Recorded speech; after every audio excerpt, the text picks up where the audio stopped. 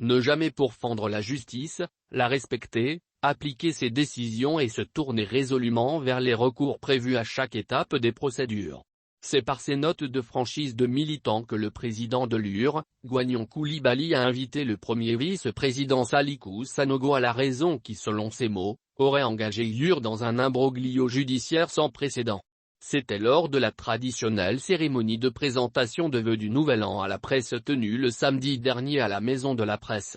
L'honorable Gwagnon Coulibaly avait à ses côtés, le président des jeunes, celle des femmes, des cadres et de plusieurs militants et sympathisants venus d'un peu partout du pays pour la circonstance.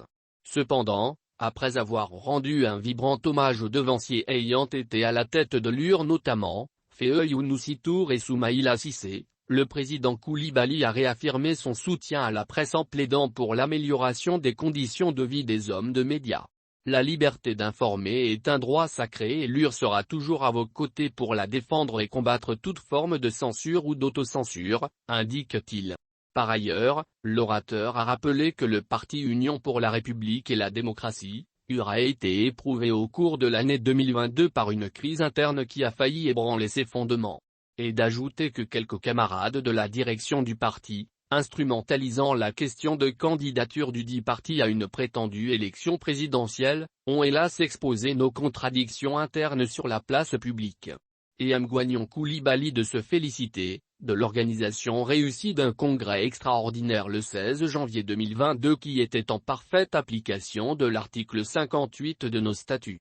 Avant d'expliquer que le seul motif qui nous a guidés dans l'organisation du dit congrès était de pourvoir au poste de premier responsable du parti laissé vacant suite à la disparition brutale de notre regretté président Soumaïla Cissé, a-t-il indiqué. Toutefois, il déplore que cela a malheureusement servi de prétexte et de matière pour les dites camarades avec à leur tête le professeur Salihou Sanogo, pour engager l'UR dans un imbroglio judiciaire sans précédent. De même, le président Coulibaly investi depuis le 16 janvier 2022, suite à la confiance de l'écrasante majorité placée en lui, dit être ouvert à œuvrer davantage pour l'unité et pour la cohésion de la famille UR. En ce qui concerne la situation politique du pays, il a réitéré son attachement à la nécessité d'un large consensus de tous les acteurs pour conduire les différents processus électoraux à venir dans la plus grande transparence pour le bonheur de tous les Maliens. Partant, Coulibaly a invité les militants du parti de feu Soumaïla Cissé à la mobilisation en vue de défendre ses intérêts, et ce, en toute responsabilité.